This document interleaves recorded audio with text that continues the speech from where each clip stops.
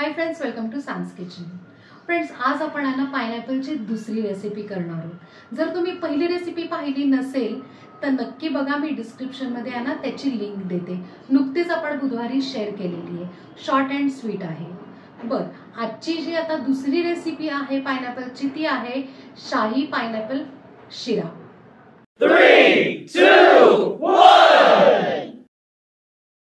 आज आपण अननसाची दुसरी रेसिपी बघणार आहोत. ती आहे अननसाचा शाही शिरा. तर आपण काय करूयात, आता हे कडेचं आहे ना सगळं काढून क्लीन करून घेऊयात. हे असं सुरी याच्यामध्ये घालून काढलं ना तर ते लवकर निघतं. अननसाचे आहे ना असं जाडसर स्लाइस करून काय करायचं, कडेचं असं कट करून घेतलं ना तरी लवकर होतं बरं का. आता हे सगळं काळं निघून गेलेलं आहे आणि आपण ह्याचे ना असे चौकोनी तुकडे करून घेऊयात. या पद्धतीने आपण ना बाकीचं अननस पण आहे ना असंच कट करून घेऊया. अननसाचे सगळे तुकडे करून घेतलेले आहेत. अंदाजे 2 वाट्या आपल्या अननसाचे तुकडे तयार झालेले आहेत. आता इकडे आपण आहे ना खवा घेतलेला आहे, कारण आपण शाही शिरा करतोय म्हणून आपण खवा घेतलाय. अराउंड 100 ग्रॅम किंवा आतपाव खवा घ्यायचा. आणि इकडे 1 बाउल बारीक रवा घ्यायचा आहे. आता आपण आहे ना शिरा करायला घेऊया. आता आपण एक छोटी कढई घेतलेली आहे, त्यात ना आपण खवा भाजून घेऊयात. अगदी 2 ते 3 मिनिटं भाजायचा आहे, थोडासा खमंग होईपर्यंत. हा खवा जो आहे तो सुरुवातीला थोडासा घट्ट असतो, पण जसं जसं आहे ना त्याला हीट मिळत जाईल, कढई तापत जाईल ना तसा तो आहे ना हळूहळू आहे ना असा पातळ होईल. मग पातळ झाल्यावर अगदी 1-2 मिनिटं छान खमंग परतून घ्यायचा. खव्यामुळे काय होतं ना की आपल्या शिऱ्याला ना चव खूप छान येते. हे बघा, कढई मस्त तापली आणि आपला जो खवा आहे तो छान मेल्ट झालाय, पातळ झालाय.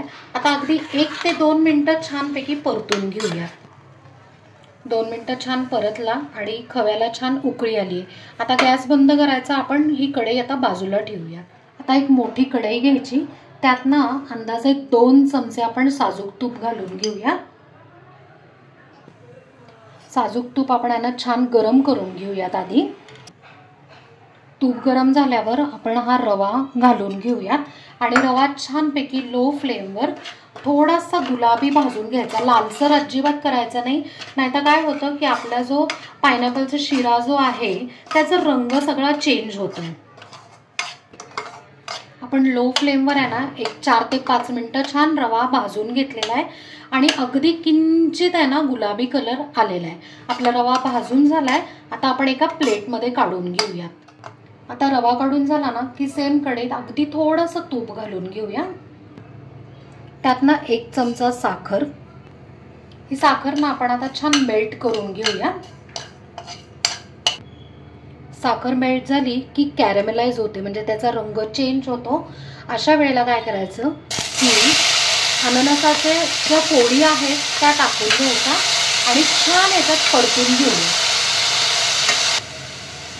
आपल्या अननसाच्या फोडी ज्या आहेत तर त्या कच्च्या आहेत, तर 1-2 ते 3 मिनिटं आपण झाकण ठेवून छान शिजवून घेऊयात.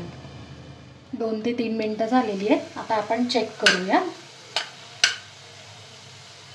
अजूनही थोडेसे कडक आहेच आहेत. 1-2 ते 3 मिनिटं परत झाकण ठेवूया. 2 ते 3 मिनिटं झालेली आहेत. आता आपण ना परत एकदा चेक करूया. येस, 80% छानपैकी आपलं शिजलेले. बाकीचे जे 20% असतं ते आपण नंतर वाफेवर शिजवणारच आहोत. आता आपण काय करायचं आहे की ह्याच्यातच आपण भाजलेला जो खवा आहे ना तो घालून घेऊयात. आता आपण ह्याच्यातनं पाणी घालून घेणार आहोत. ज्या आपण बाउलने ना रवा घेतला त्या बाउलने सेम 3 ते 3.5 वाट्या पाणी टाकून घेऊयात. हे पाणी आहे ना ॲक्च्युली गारच आहे, कारण आता आपण उकळणार आहोत. आपल्याला गरम पाण्याची आत्ता गरज नाही आहे. ह्याच्यात आहे ना ऑटोमॅटिकली उकळलं जाणारच आहे. आता त्यात आपण केशरच्या काड्या टाकून घेऊयात आणि सुरुवातीलाच टाकायच्या, म्हणजे काय होतं फ्लेवर आणि रंग दोन्ही उतरतो. आता आपल्याला ना शिऱ्यासाठी पिवळा रंग टाकायचा आहे, खायचा कलर असतो तो. तर इथे माझ्याकडे आहे ना ॲक्च्युली जेल कलर आहे, म्हणजे लिक्विड कलर आहे. तो आपण 1 ते 2 ड्रॉप टाकून घेणार आहे. नाही तर मग आपला जो रेग्युलर आहे ना पावडर मिळते ना किंवा फूड कलर मिळतो ना तर तो थोडासा चिमूटभर आपण ह्याच्यात टाकून घ्यायचा. उकळी यायला लागलेली आहे. आता गॅस बंद करायचा आणि जो भाजलेला रवा आहे तो थोडा थोडा करून टाकायचा, म्हणजे गुठळ्या होत नाही. रवा टाकून झाला किंवा रवा टाकताना ना एका हाताने कंटिन्यू असा हलवायचा, म्हणजे काय होतं, गुठळ्या अजिबात होत नाही. रवा मिक्स झाला की गॅस परत चालू करायचा आणि त्यातनं साखर टाकायची. ज्या बाऊलने आपण रवा घेतला होता त्याने आपण पाऊण बाऊल साखर घेतलेली आहे. ह्याने काय होतं की मीडियम गोड होतं. तुम्हाला जर जास्त गोड पाहिजे असेल तर तुम्ही 1 बाऊल अख्खा टाकला तरीही चालू शकतं. साखर आपण मिक्स करून घेतलेली आहे. आता 3 ते 4 मिनिटं आपण लो फ्लेमवर झाकण ठेवून वाफ काढून घेऊया. 4 मिनिटानंतर आपण आता चेक करून घेऊया. येस, मस्त आपला ना शिरा तयार आहे.